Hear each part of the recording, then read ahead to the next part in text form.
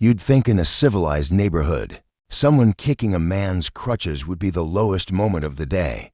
But in Willow Creek, that was just a Tuesday morning especially, when the queen of the HOA, Karen Turner, decided to go on one of her infamous patrols.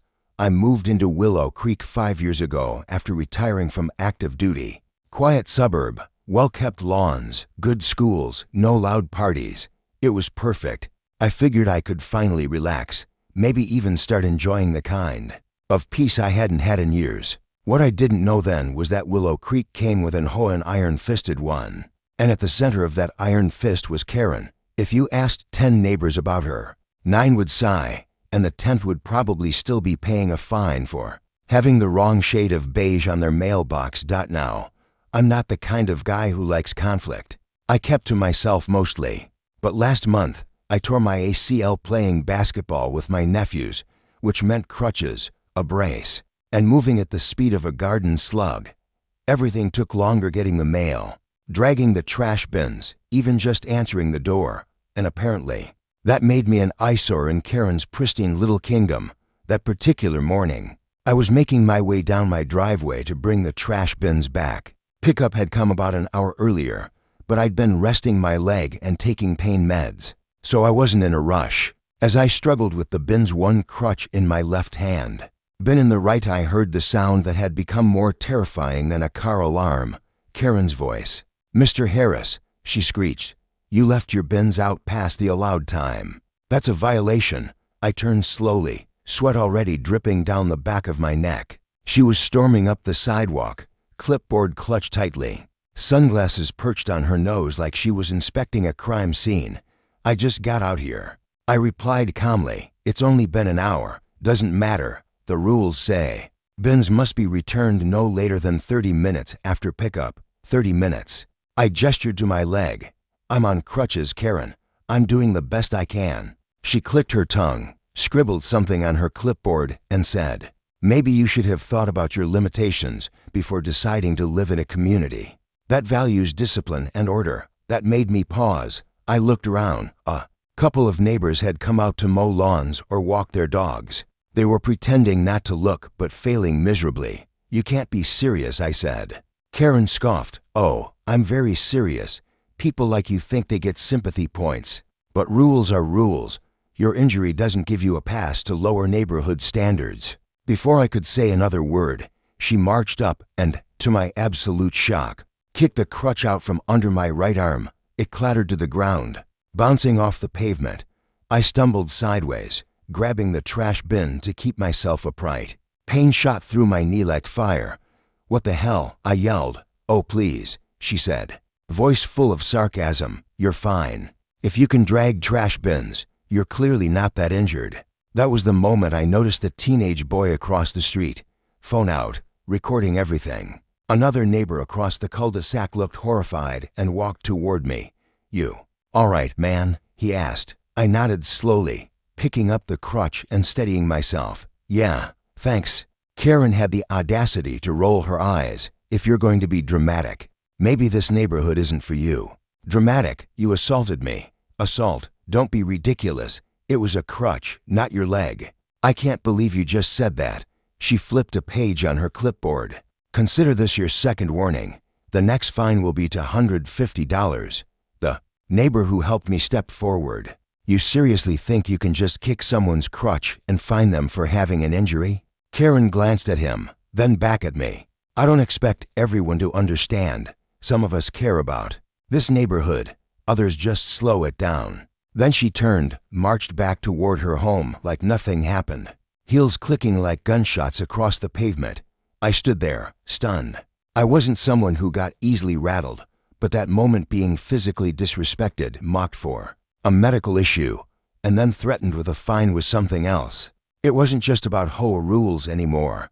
This woman had crossed a line so bold, so completely devoid of empathy, that even the other neighbors were speechless. That night, I sat in my home, leg iced and propped up, watching the video the teenager had posted online. His caption read, "HOA lady kicks vet's crutch because rules are rules. Guess who's about to go viral?" He wasn't wrong. By midnight, It had over 40,000 views. By morning, it had crossed 200,000. People were outraged. Comments ranged from "she should be arrested" to "give that man a medal for not losing it on her." Someone even found her HOA's contact information and began organizing a petition. But the irony, the real twist of fate was still to come.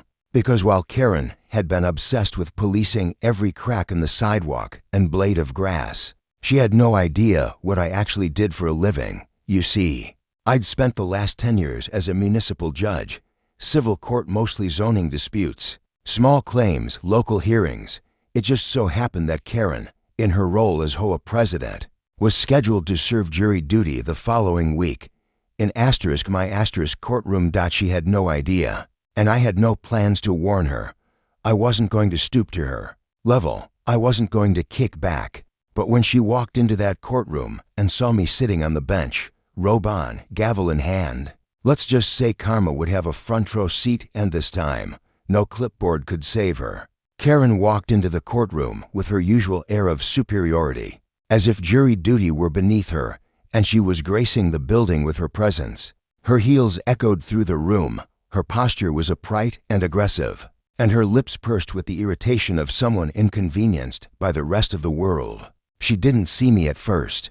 Her eyes were on the bailiff, who, to her dismay, didn't seem impressed by her clipboard-carrying authority. She gave him a tight smile and said, "Where should I sit?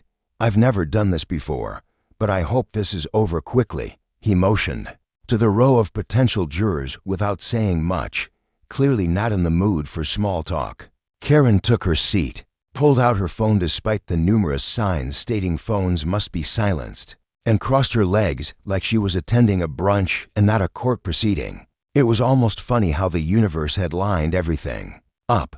This was the first time in months that I was scheduled to preside over a jury trial. Most civil disputes I handled didn't require one, but this zoning case had attracted a bit more controversy. Developers were pushing to build a recreational facility near the edge of town, and some neighborhoods, including Karen's, had voiced opposition. She had no idea that not only would she be part of the trial, but the very judge presiding over it was the man whose crutch she had kicked less than a week earlier.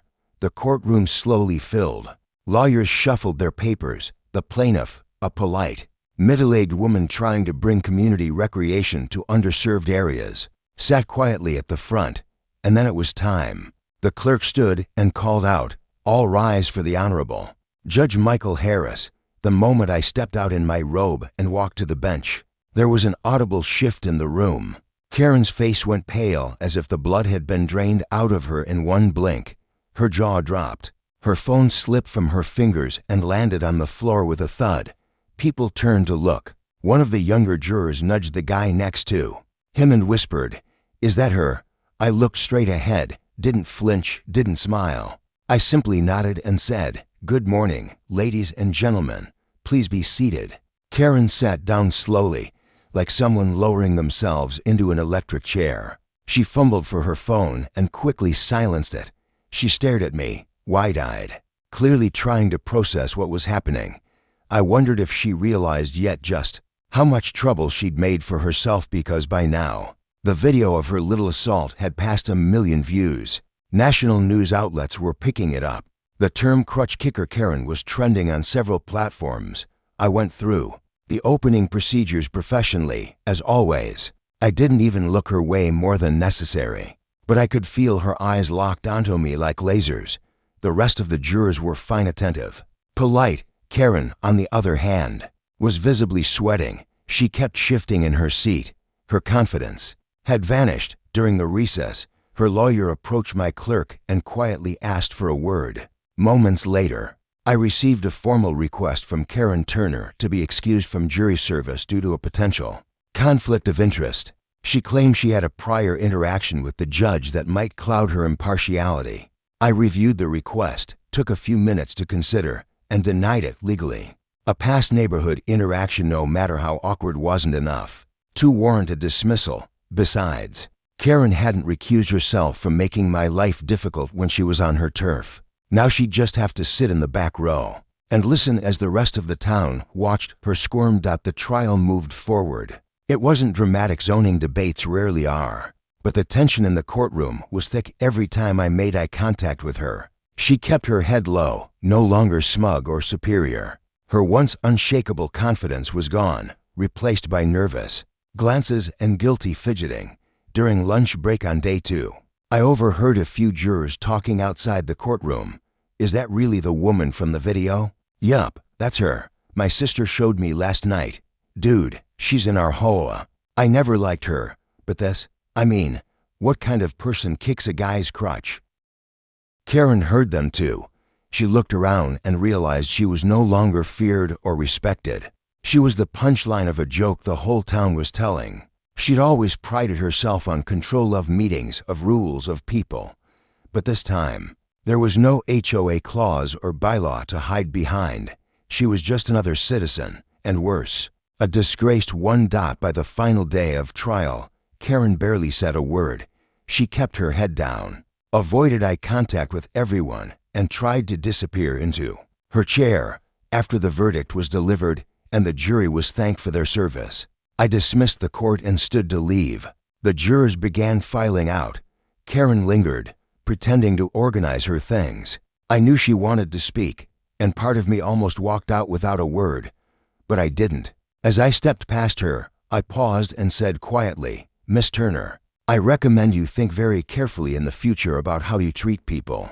When you believe no one's watching." She looked up at me, eyes filled with something that wasn't quite regret, but very close to it.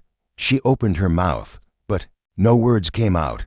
I didn't wait. That weekend, a letter was circulated in the Willow Creek newsletter.